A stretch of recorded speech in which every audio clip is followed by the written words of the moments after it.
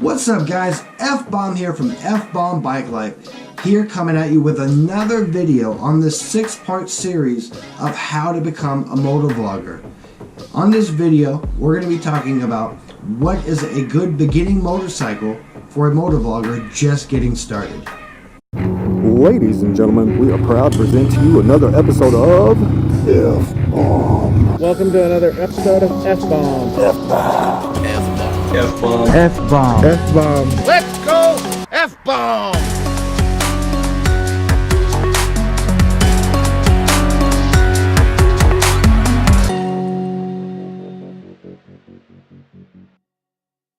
I'm going to mention that I'm putting a hat on. We'll put the hat on. You want to? Put it on. That's better. Okay, so starting on a motorcycle, your first motorcycle. You're just getting started, you want to start motovlogging, but you're completely fresh to the whole motovlogging game. So the first thing you're going to need, obviously, is a motorcycle. What motorcycle do you choose? When choosing your first motorcycle, it's all about what style of motorcycle fits you, fits your personality. If you end up getting the wrong motorcycle, your vibe of your motovlogs is going to be completely off. The first step to choosing your first motorcycle is to find out what style fits you best. Now there's cruisers, there's sport bikes, there's hybrids. Me personally, I have rode all kinds of different motorcycles, from sport bikes to cruisers. My first bike was a 2016 Yamaha R3, and that bike was pretty cool.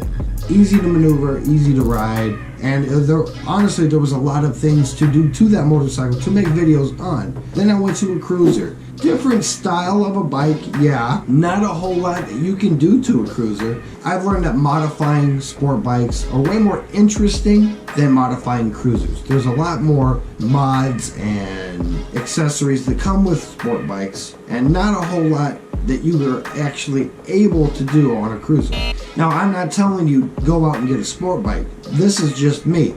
What fits your style? Are you a cruiser rider? You like wearing leather? Do you like leaning back? Or are you more into that speed, hitting the corners? That's just something you will have to figure out what you want before you start. Next, we're going to talk about size. Size does matter. Oh my god! Get your mind out of the gutter. I'm not talking about that. What I'm talking about is your size, your proportion to your motorcycle. It's important to get a motorcycle that fits not only your personality, but your body size as well. If you're a short person, then you obviously want to get a smaller bike. So a cruiser might be good for you because cruisers are easier to touch on the ground. When it comes to sport bikes, a lot of sport bikes you will find yourself tippy-toeing. The reason why this is kind of a big deal is you want to feel comfortable when you're doing motovlogs. You don't want to feel uneasy while you're riding motorcycles because you won't be able to concentrate on the topic that you're talking about to your audience. Just my opinion. There are smaller sport bikes that you can ride to actually flat foot. Like I said before, the Yamaha R3 or the Kawasaki 300 Ninja. Those are very short, low to the ground motorcycles to where you are able to maneuver and get around and feel comfortable while you're riding. Not only are they comfortable, they're more upright riding position. There are a lot of accessories to do with the 300 series bikes, the Yamaha R3 and the Ninja 300. What CC engine is best? CC engines for motorcycles vary from 50 to 600 to 300, all the way to 1100, 1200, 13, 14, it goes on and on and on. When you're starting on a motorcycle, if you're fresh out of the gate, fresh from the motorcycle safety course, I would definitely recommend a smaller motorcycle, smaller CC, maybe a 250 or 300, only because you're not capable of knowing what the motorcycle can handle and what you're able to handle on the bike. Ninja has came out with a Ninja 400, which is a little bit faster than a 300. Same body size, just a little bit more speed and horsepower onto the engine. If you have rode before and you're just getting back into it, I would definitely recommend getting into a 600 R6 or a Kawasaki 600 or a 636. Only because when you do purchase your first motorcycle, if you do end up getting a smaller bike like a 300, you will eventually want to upgrade. You will outgrow that bike faster than you think. And that brings me to my next topic, How do I purchase my motorcycle? Now there's two different ways. You can get a used bike or you can get one brand new off the showroom. Getting a new bike off the showroom, yeah, it's cool, it's reliable, obviously it's not broken, no one's ridden it before. You're going to crash that bike. Guaranteed. 9 times out of 10, everyone drops their first bike. You do not want to drop a brand new bike because you're going to feel like crap knowing I just bought this bike and now I have a scratch on it. It's going to make you feel terrible and it almost makes you not want to ride it anymore. So what I would recommend, what I should have done, I did not take my own advice, but what I should have done, instead of going to a dealership and buying a bike right off the showroom floor, I should have got a used bike, a used Yamaha R3 or an Ninja 300, just to get started out, because 6 months down the line for me riding my bike, I wanted to upgrade right away. I felt like it was not enough speed, and in my previous videos I posted saying the Yamaha R3 is perfect for a beginner rider, only because I was talking during that video as a beginner rider. Now that I am more influenced and I'm more knowledgeable about motorcycles, I feel that if I was in the same shoes as I was back then, I definitely would have started on a 600. But then again, I'm only talking in past tense. Right now is the reason why I would say I would start on a 600, because I'm more comfortable with my knowledge and what I'm able to accomplish on a motorcycle.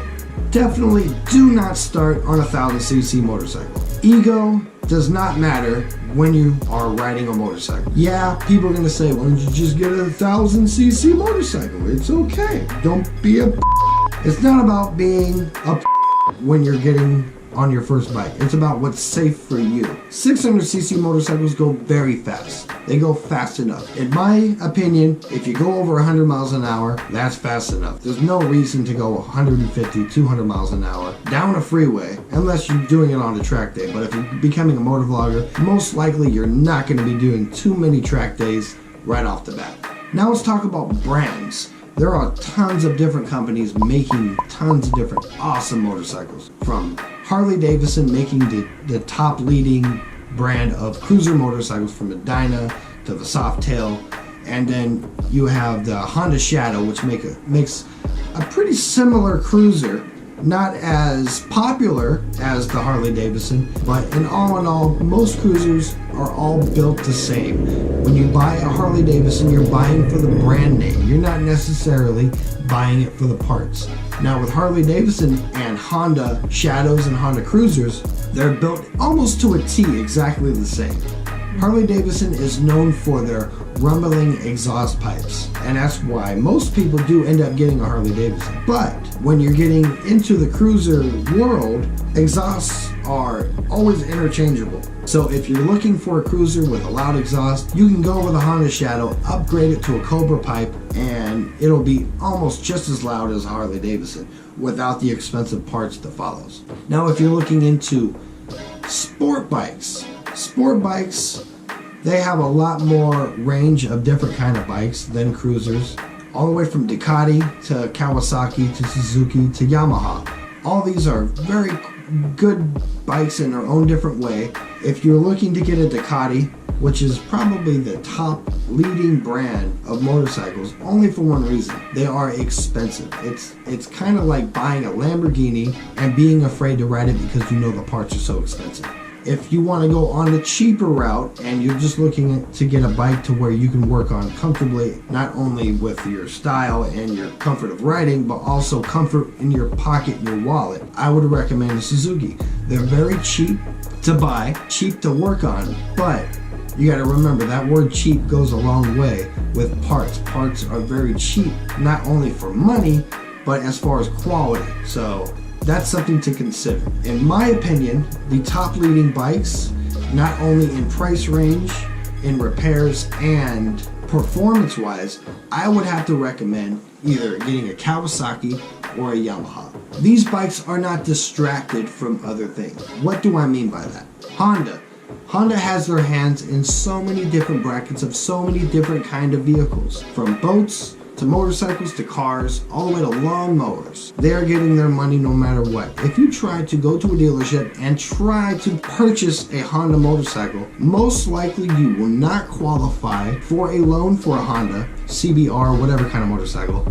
only because they're making their money either way. If your credit score is not 100% perfect, they will not approve you because they're not losing any money. While guy A is buying a Honda Civic for $20,000, they're making their money right there. And then guy B wants to buy a $15,000 Honda motorcycle, but he doesn't have perfect credit.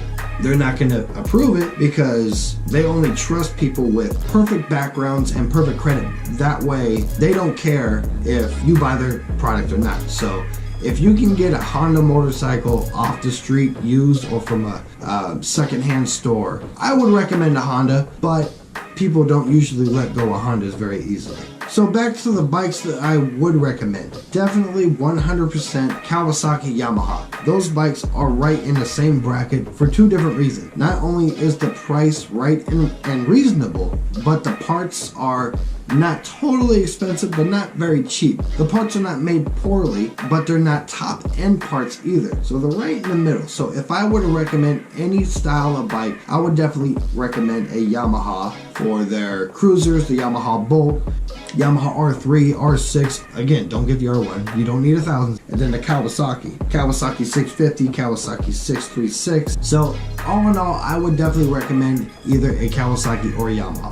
Me personally, I'm a Yamaha boy. I love Yamahas. I've owned two Yamahas in my life and they were both amazing bikes. From the R3 and I upgraded to the R6. Now, on a different topic, but still in the same mindset of being a new rider, being double-minded on the road. What do I mean by being double-minded? Meaning if you're a brand new licensed driver, just now got your license for a car, and now you want to go straight to a motorcycle, I would not recommend you getting a motorcycle right away. I would definitely recommend driving for at least 6 months to a year a car before you jump the gun to getting a motorcycle. Why is this? When you're riding a motorcycle and you're not aware of what the cars on the road are capable of doing, it could not only be dangerous for you, but for other people as well. For an example, I'm riding down the street on my motorcycle and I'm staring at a guy in his rearview mirror and he's in front of me. I can tell what exactly he's going to be doing just by looking at his facial expression, only because I've been in his shoes. I know what he's thinking. If you have no idea what he's going to do, you're going to fly right past him. He's going to merge into you. There's going to be an accident, bloodshed, someone's going to die. Don't want that. We don't want that. So I would definitely recommend getting experience driving a car before you get into a motorcycle. So I hope this was beneficial for you guys. End game, I would definitely, in my opinion, the top bike that I would recommend would be a Yamaha. If you're looking into a sport bike, definitely look into the Yamaha R3 or the R6. Those are great bikes. If you're looking into a cruiser, the Yamaha Bolt is perfect for you. Sitting low to the ground, plenty of power, will not win in a drag race against a Lamborghini, but it will get you A to B, and it is awesome to do motovlogs on. So I hope this video was beneficial. Again, if you guys have any comments, questions, or concerns, feel free to comment down below. Don't forget to hit the subscribe button, hit the bell button, and keep an eye out for the next video. Next video will be about setting up your motovlog helmet. We're going to be talking about the GoPro mounting, the audio, different ways to record your audio. So it should be pretty beneficial. So keep your eye out for that video and 4 more videos to come after that one.